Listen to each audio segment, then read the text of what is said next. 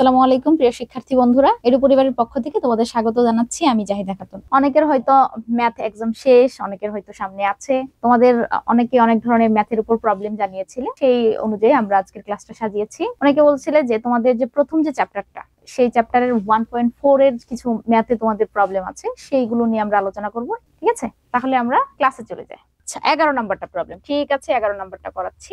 সৃজনশীল না? আচ্ছা, এটা স্ক্রিনশট নিয়ে নিই।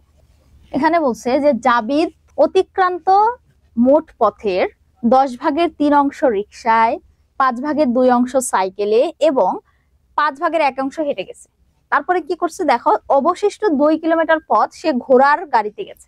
রিকশা এবং সাইকেলে প্রতি কিলোমিটার পথ যেতে গড়ে 5 মিনিট সময় লাগে। এটা ছিল ডাক প্রশ্ন। হ্যাঁ, ওকে, দেখো খ নম্বর বলছে যে অতিক্রান্ত মোট পথের দূরত্ব নির্ণয় করো। এই যে জাবিদ যে পথগুলা অতিক্রম করেছে, কতটুকু পথ সে অতিক্রম করেছে, মোট পথ কত, এটা তোমাদের খুঁজে বের করতে বলছে, বা মোট পথের দূরত্ব নির্ণয় করতে বলছে।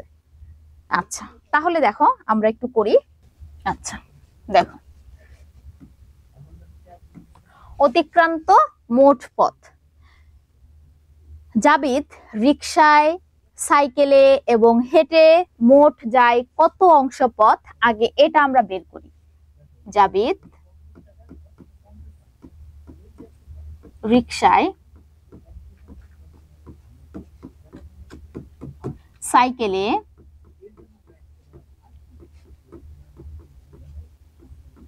এবং কিসে গেছে, হেঁটে।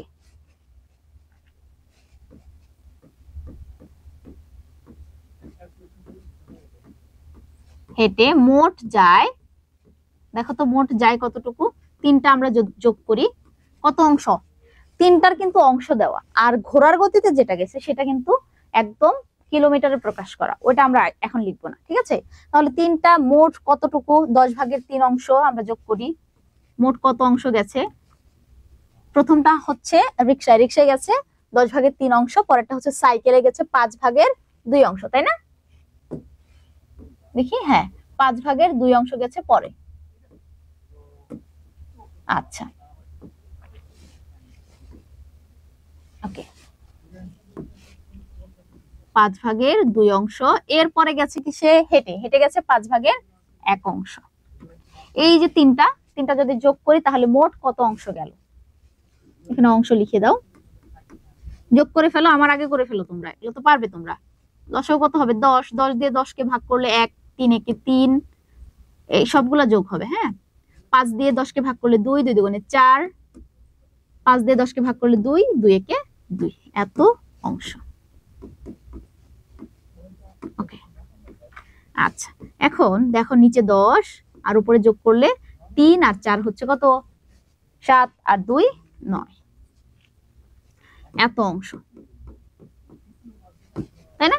দেখো 10 ভাগের 9 অংশ সে রিকশায়, সাইকেলে এবং হেঁটে গেছে, তাহলে অবশিষ্ট থাকলো কত অংশ, তাহলে অবশিষ্ট রইল, আমরা জানি যে কোনো কিছুর সম্পূর্ণ মানে কি 1 না, ধরি সম্পূর্ণ পথ সমান 1 অংশ, লাইনটা লিখে নিতে পারো, না লিখলেও সমস্যা নেই, তারপর লিখে নিই যে ধরি সম্পূর্ণ পথ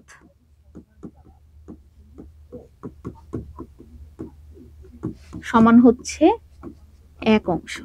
ঠিক আছে, তাহলে এই যে 10 ভাগের 9 অংশ আমরা লিখলাম, এটার মধ্যে অবশিষ্ট কতটুকু থাকলো, এটা কিন্তু এই যে এইটুকু নিচে লিখবে। হ্যাঁ, অবশিষ্ট রইল কতটুকু পথ, এই যে সম্পূর্ণ পথ 1, এখান থেকে যতটুকু সাইকেল, রিকশা এবং হেঁটে গেছে, কতটুকু গেছে, 10 ভাগের 9 অংশ গেছে, এটুকু যদি বাদ দিই 1 অংশ মানে পুরো অংশ থেকে, তাহলে কত হবে, বেগটা করে ফেলা। দেখো এই 1 এর নিচে মনে মনে হর কত আছে, 1 আর 10 এর লসাগু 10ই হবে, 1 দিয়ে 10কে ভাগ করলে এই 10ই হবে, 10 একে 10 মাইনাস 10 দিয়ে 10কে ভাগ করলে 1, ওই 1 দিয়ে উপরে 9কে গুণ করতে হবে, 9 একে 9, এত অংশ। তাহলে আমরা লিখতে পারি কত থাকলো, উপরে 1 আর নিচে হচ্ছে 10, 10 ভাগের 1 অংশ। তাহলে অবশিষ্ট অংশ কতটুকু থাকে, 10 ভাগের 1 অংশ। এই যে অবশিষ্ট পথটুকু, এই পথটুকুই কিন্তু অবশিষ্ট 2 কিলোমিটার পথ, বলছে না যে অবশিষ্ট 2 কিলোমিটার, তাহলে ওই অবশিষ্ট 2 কিলোমিটার পথের অংশ কতটুকু, 10 ভাগের 1 অংশ। তাহলে কি আমরা লিখতে পারি না যে শর্ত মতে 10/1 পথ সমান হচ্ছে কতটুকু? 2 কিলোমিটার, তাই না? আচ্ছা, এইটুকু সবাই ক্লিয়ার কিনা? ক্লিয়ার হলে আমরা এইটুকু মুছে বাকিটুকু করবো। হ্যাঁ, এটুকু কি সবাই ক্লিয়ার? ওকে, ঠিক আছে, তাহলে আমরা বাকিটুকু করি। তাহলে 10/1 যে অবশিষ্ট, এটা তো আমরা বুঝেছি, তাই না? ওই অবশিষ্ট পথের মাপ হচ্ছে কতটুকু? 2 কিলোমিটার। তাহলে আমরা লিখতে পারি, লিখো যে প্রশ্ন মতে এই 10/1 পথ সমান কতটুকু? পথ লিখো, সমান হচ্ছে 2 কিলোমিটার। কেন 2 কিলোমিটার লিখলাম?